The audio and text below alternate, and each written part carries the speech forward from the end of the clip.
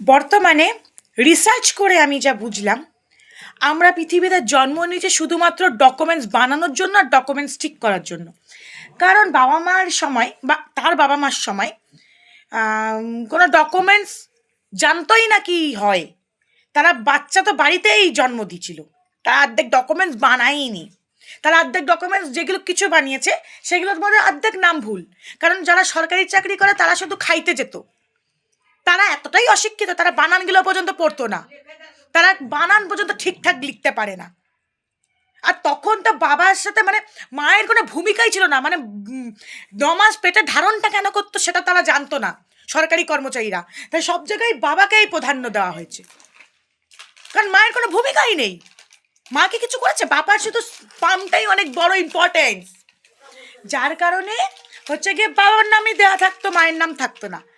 এখন গিয়ে বাবার ডকুমেন্টস সব ভুল যায়, বাবার ডকুমেন্টস ভুল গেল মানে সারে সর্বনাশ হয়ে সব শেষ।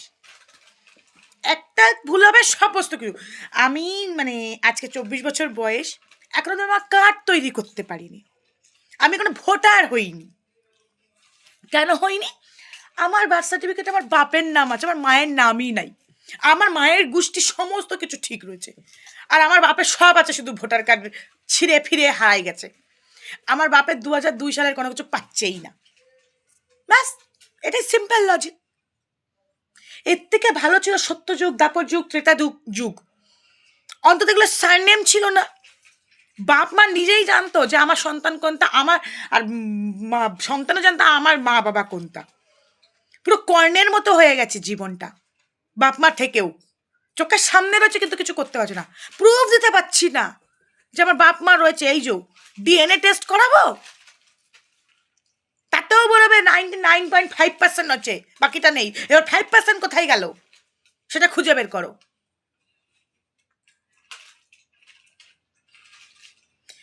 ইভেন মরা মানুষেরও শান্তি নেই, মরা মানুষগুলোকেও টুনে আনছে। অনেকেই আছে যারা ডেথ সার্টিফিকেট বের করেনি, ভেবে তো জীবনে লাগবেই না, এখন সেই ডেথ সার্টিফিকেট দিতে হবে, নাহলে কার্ড হবে না। এবার সব থেকে বড় প্রবলেম হচ্ছে, আমার বাপ ভারতীয়, আমার মা ভারতীয়, আমার দিদা ভারতীয়, আমার ঠাকুমা ভারতীয়, আমার দাদু ভারতীয়, আমার ঠাকুরদা ভারতীয়, তার ঠাকুরদা ভারতীয়, তার ঠাকুরদা ভারতীয়, সবাই ভারতীয়। আমি যে পালাবো, কোথায় পালাবো? কোথাও যাওয়ার জায়গা নেই, এখানেই মরতে হবে। কিন্তু আমাকে ডকুমেন্টস আমি দেখাতেই পারবো না আমি ভারতীয়। আধারটাই, ভোটারটাই তো হচ্ছে না, যতবারই যাই। ও আসলে ব্যাপারটা হয়েছে, আমার বাপের নামের জায়গায় আমার মা তখন কুমারী ছিলেন যখন ভোটার কার্ড বানিয়েছেন, কিন্তু এরা এতটাই শিক্ষিত, এরা স্বামীর নাম দিয়েছেন, আমার দাদুর বাপের নাম দিয়েছেন স্বামীর নামের জায়গায়। এত শিক্ষিত, এই যারা এখন চশমা তুলে তুলে ভালো করে করে নামগুলো দেখে, তার আগে এইসব দেখতো না। তাকে যে বলা হয়েছে যে ওটা বাপের নাম হবে, তার স্বামীর নাম দিয়েছে। স্বামীর নাম কি দিয়েছে? আমার দাদুর বাপের নাম দিয়েছে। একটা অবিবাহিত মেয়েকে বিবাহিত বানাই দিছে। আর আমার বাড়ির লোক তো খুবই শিক্ষিত, তারা ভেবেছে এই কার্ড দিয়েই সারা জীবন চলে যাবে, বাচ্চা কাচ্চারাও হয়ে যাবে, সবার হয়ে যাবে।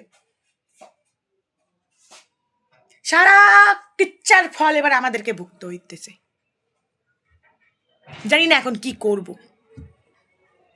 জন্ম হয়েছে শুধুমাত্র কার্ড তৈরি করার জন্য। মনে হচ্ছে এখন আমার মরেও শান্তি পাবো না, মরলেও বলবে কার্ড দাও। তুমি মরেছো, তার প্রমাণ কি আছে?